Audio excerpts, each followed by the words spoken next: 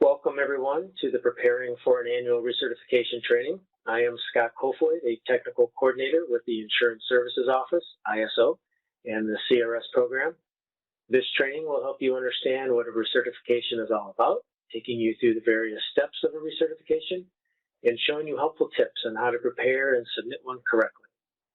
At the very end, I'll discuss a change we will have with the recertification process starting January 1, 2021. But no worries, everything I go over first will still be the case next year. There's just one addition. So I'll save it until the end so it doesn't confuse you as we go through this training. Communities that participate in the community rating system have exceptional floodplain management programs that earn premium discounts for flood insurance policyholders.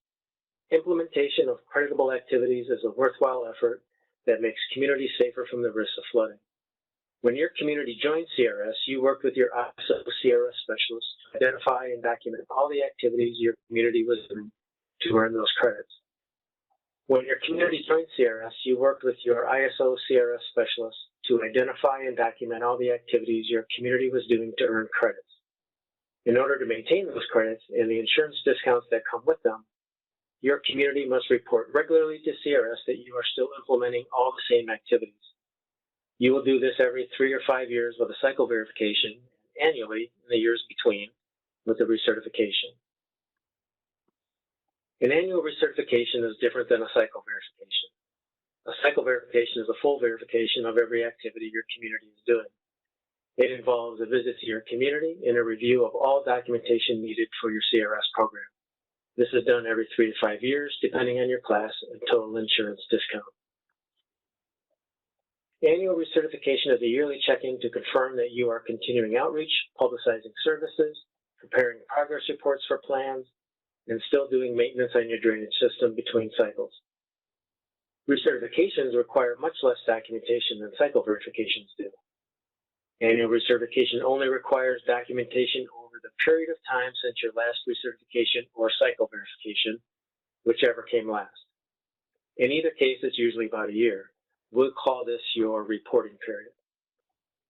Between cycles, you may also do a modification to improve your CRS class. If you do a modification in a given year, you are still required to do the annual recertification that year. Like I just mentioned, your recertification is the annual check of your activities. It also helps keep contact information current. Communities may have a new CRS coordinator, or CRS may assign a new specialist for your community. You don't have to wait to update CRS, but your recertification is another reminder and opportunity to keep us up to date if there's been changes in your community. Recertification is also a great opportunity for new CRS coordinators to understand what activities their communities do in the program. Many times, new CRS coordinators do not fully understand the CRS and don't know what documentation to provide. Annual recertification gives new CRS coordinators a chance to talk to someone and see the list of activities that their community is getting credit for. Our CRS specialists are busy throughout the year preparing for and conducting cycle verifications, attending state conferences, local workshops, and local user group meetings. So we have a dedicated team of resource specialists to help you through the annual recertification process. Resource specialists are trained to perform thorough and consistent reviews of recertifications and elevation certificates each year. When it's time for you to recertify, you will get an email from a resource specialist with their contact information and your recertification packet at least 45 days before your recertification date. For example, if your recertification date is August 1st each year, you will receive your recertification packet 45 days ahead of time, usually around June 15th. The resource specialist will be reviewing your documentation as well as any ECs you submit with it. They will also keep your regular CRS specialist notified of important correspondence as well as the final finding. Your community's annual recertification due date is determined by your state. With our new central review process, we have 3 resource specialists that share the recertification workload. The schedule is divided by geographic area and into 4 quarters of the year. You can find this nationwide schedule at our website, crsresources.org, under the 200 Series tab.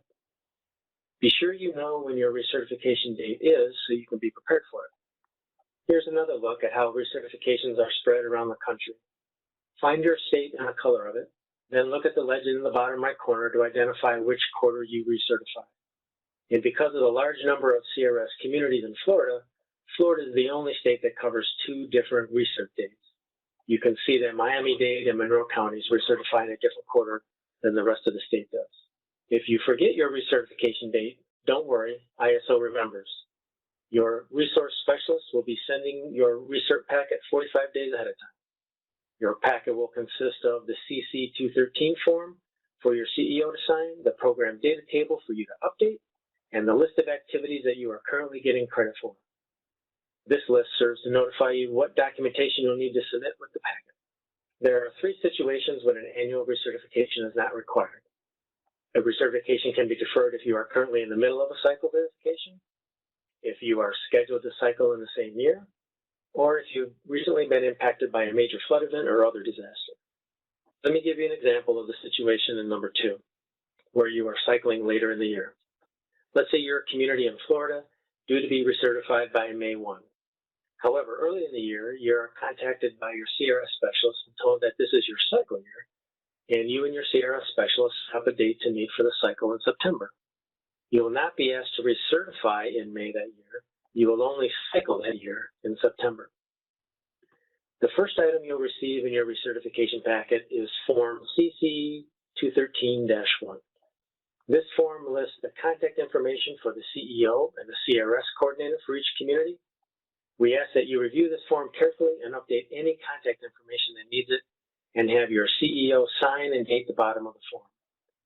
Your CEO is attesting to the fact that you are still in compliance with the minimum NFIP standards, that you still maintain ECs, that you have reviewed your rep loss list and areas, that you've sent your rep loss outreach, that you are still earning credit under 510 if you're a rep loss category C community, and that you are maintaining flood insurance on all buildings owned by your community in the SFHA. Know that self-insurance qualifies for that. This form must be filled out, signed, and dated by your CEO and returned in order to stay in the CRS program. The second page of the CC 213 form is the program data table. Here we ask you to update the number of buildings in your floodplain and the area of your floodplain, in case either have changed from the previous cycle verification or your last recertification. You should read the instructions that come with the form. We need all of column A filled out for lines 1 through 13, and column B should only be completed if you have a regulated floodplain and it applies to your community. Column C is optional, but it's good information to have.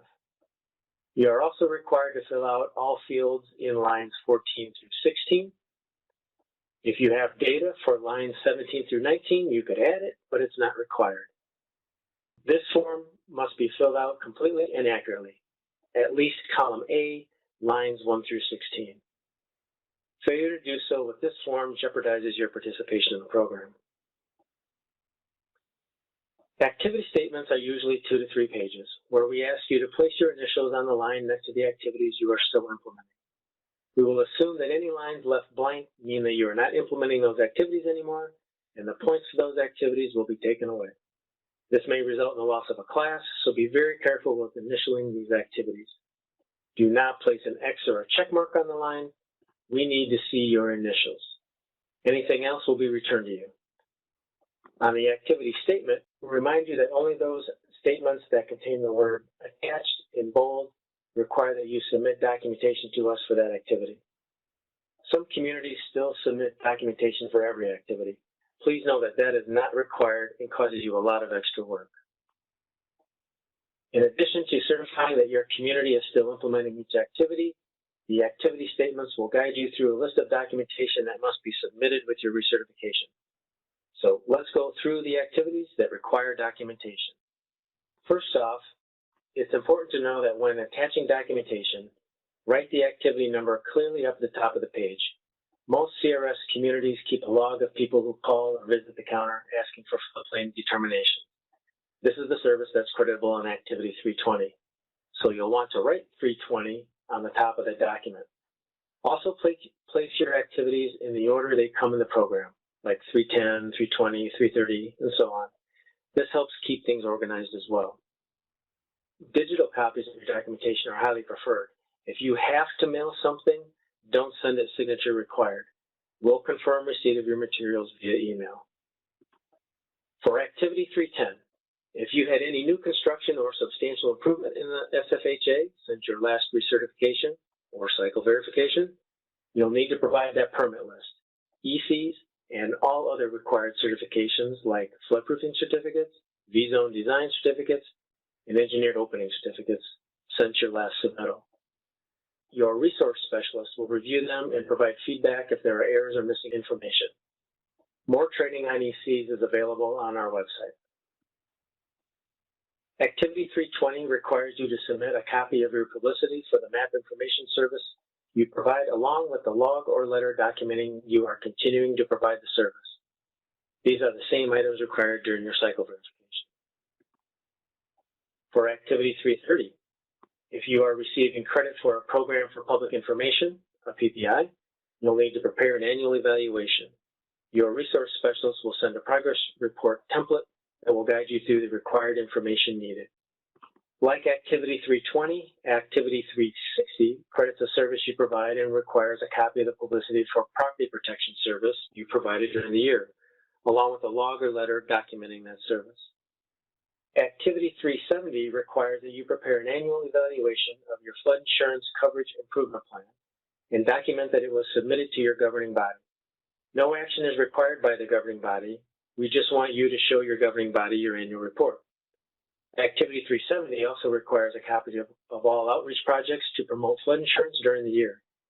If you're receiving credit for providing technical assistance in your office for flood insurance, you'll need to submit a copy of the outreach publicizing that service as well. Throughout the entire 400 series, the only time you'll need to submit anything is if you've amended an ordinance that you are receiving credit for. In this case, if you amended anything that affects CRS credit, like in Activities 430 for your floodplain development ordinance or in 450 for your stormwater regulations, please provide a copy and clearly mark the sections that were amended so your resource specialist can easily find it. For 500 series activities, we'll begin with rep loss requirements.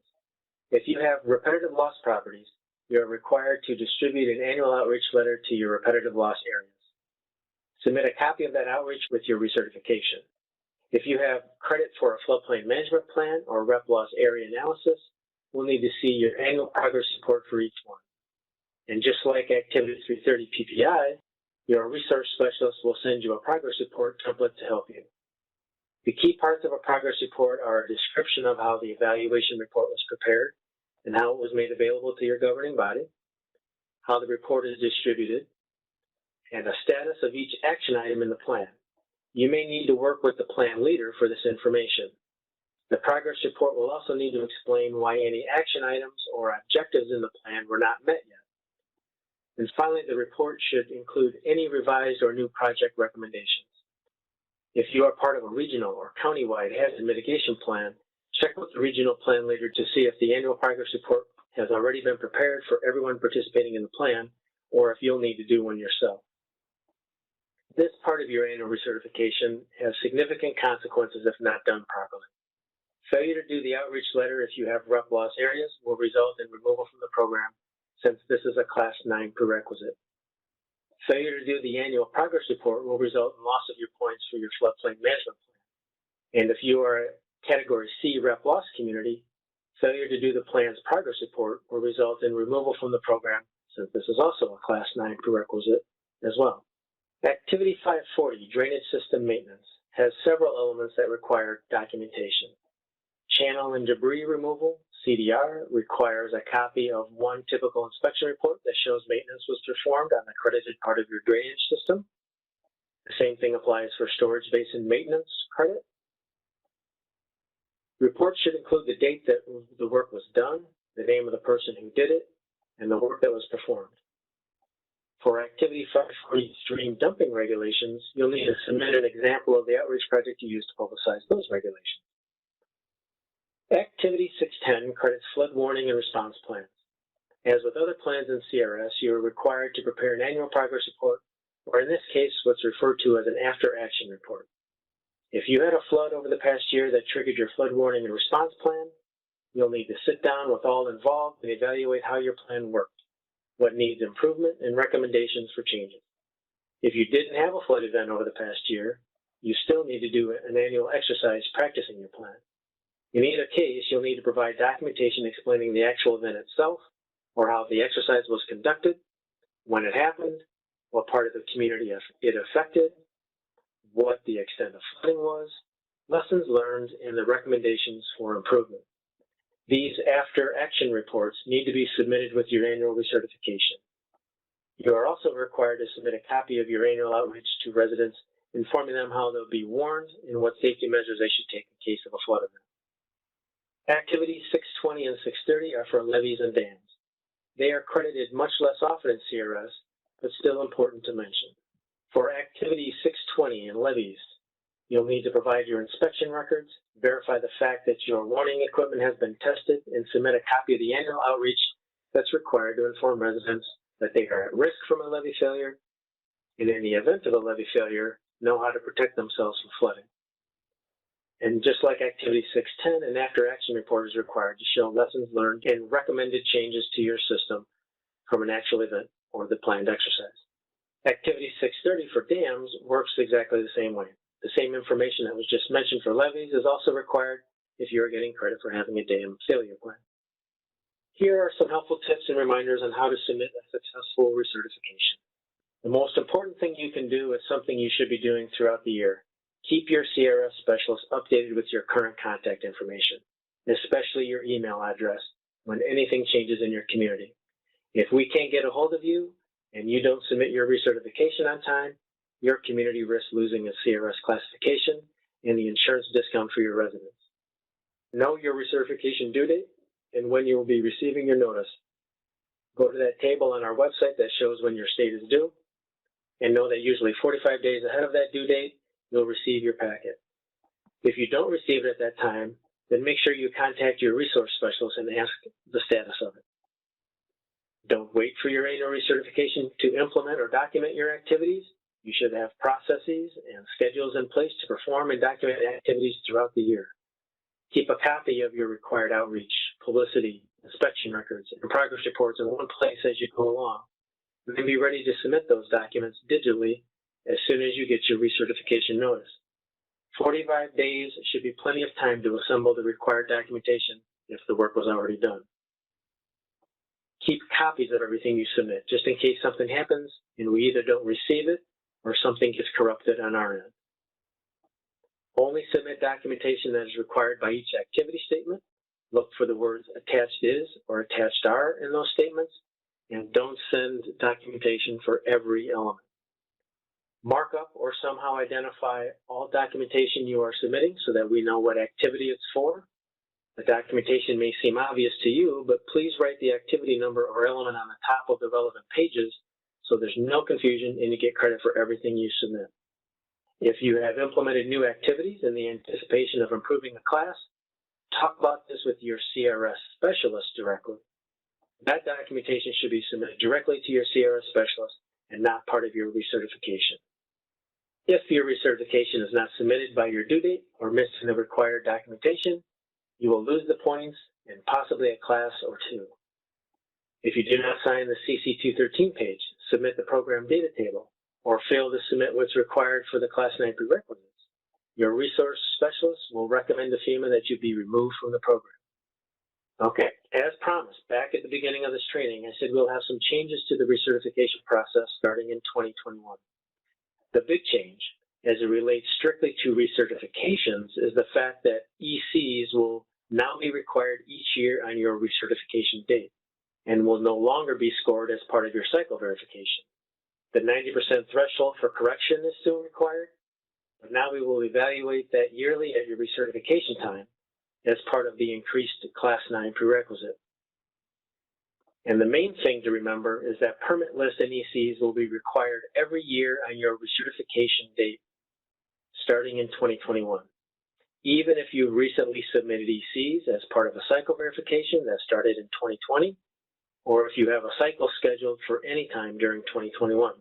For a more detailed look at how this will work, be sure to catch our Class 9 and Activity 310 changes training video on our website. As always, if you have any questions about the annual recertification process, please reach out to your resource specialist. Their contact information is available on our website, crsresources.org, under the 100 Series tab. Thank you for watching. Continue to watch our website for additional training videos that may be of interest.